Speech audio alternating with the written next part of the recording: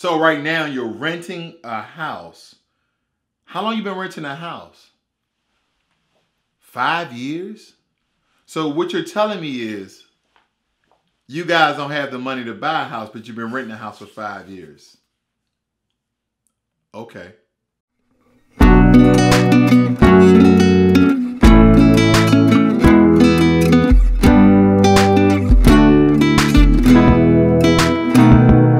Hey Ross World, today I just want to get into something really quickly. Now, granted, some of you may think because you're renting a house that you can't afford a house because they're getting to your credit and your credit score is low. Now, we have to work on those credit score, and one of the main ways to handle your credit score is to get rid of your debt, especially credit card debt, personal loan debt, and your car debt, okay? Now, housing, we'll get into this right now. Why would you go out and rent a house and you're probably saying, hey man, I have 3 or 4 kids, an apartment is too small? A lot of people from other countries, a lot of people from this country will argue that if you have 3 kids, they will fit fine in a 2 or 3 or 4 bedroom apartment. Yes, 4 bedroom apartments do exist. They're hard to find sometimes because most apartments don't go above 3, but they invent these things. Now, these things are new, called bunk beds, and you can stack them up. And then there's all these little new things that they came out this year called space-saving cabinets and storage bins. These things have been out virtually for over 50 years, guys, and I'm tired of people renting houses and not buying houses. Buy back the block. If you have enough money to rent a house, chances are you have enough money to buy one. And if you don't have enough money to buy a house, get your butt out of that person's house and stop paying their mortgage and get your butt into an apartment. Do you understand what I'm saying? Because some of you are saying, well, if I get an apartment for this size, I'm going to be paying the same amount every month. That's probably true. But let me tell you something. Most apartments, most, not all, the only thing you're paying extra is electricity and or water. Most apartments, and if this is new, you're probably in a condo and you don't know it.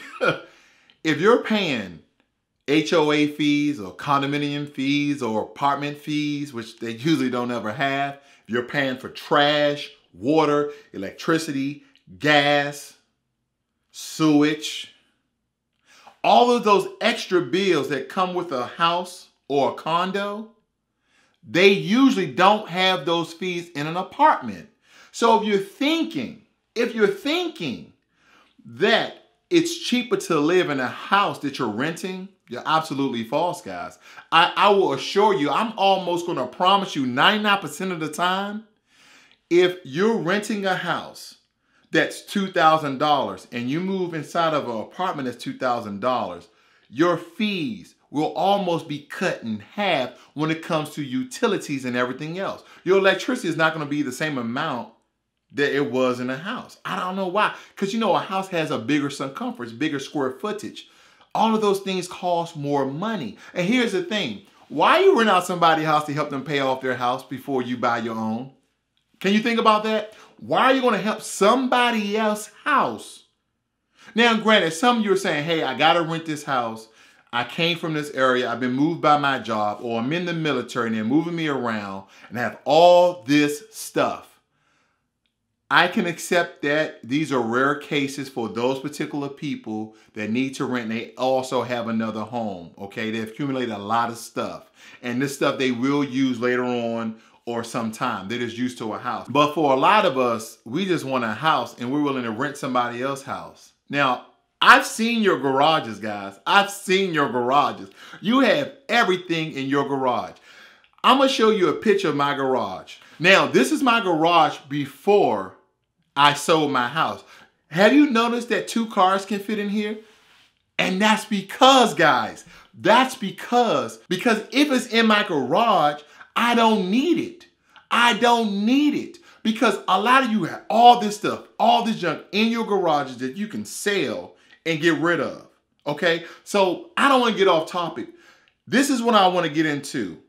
Instead of renting a home, I want you to sacrifice. I want you to cram in. I want you to come up with innovative ways in order to save money and save space. So you save up for that down payment for that house as you're working on your credit. You have everything working out for you and everything is going good and you don't have all those ticky-tack fees that houses would have because you're renting someone else's home. Yeah, maybe they have a maintenance man they pay every $150 when you have a small problem.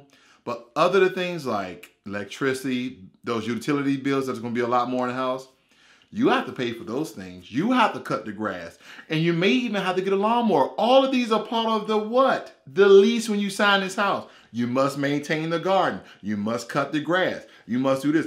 All this, you're taking care of this person's home while they sit back and chilling like, yeah, he paying off my house. You think they don't be doing that?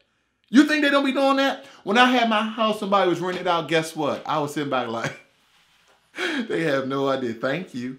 And that's the thing, guys. I want you to get out of this mindset that you must have everything right now. No, you don't. You must not have everything right now. You have to sacrifice. You have to work hard. You have to think outside the box. So when you go out and buy a house, you're 100% ready. And you're going to be buying your house. And you're not going to be paying off nobody else's house. So either you're in an apartment renting or buying the apartment, or you're buying a home. I'm going to say it one more time for you to understand what I'm getting at. You're either in an apartment renting where everything is taken care of you. When something breaks, they get a maintenance man. When something a door comes off the hinge, they get a maintenance man. Your wash and dryer breaks down, they get a maintenance man. Your trash is handled for you. Your sewage is handled for you. And maybe you pay electricity and or water. But everything else is usually taken care of you. But when you buy a house, all of that is on you. When you rent a house, all of that is on you. And I just want you to ask yourself this question. Why would you be paying off somebody else's house when you can buy it? And the exception are for those who move around and those military members. This is Ross World.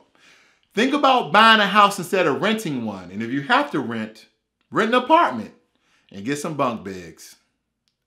I'm out. Buy back the block. Buy back the block. Buy back the block.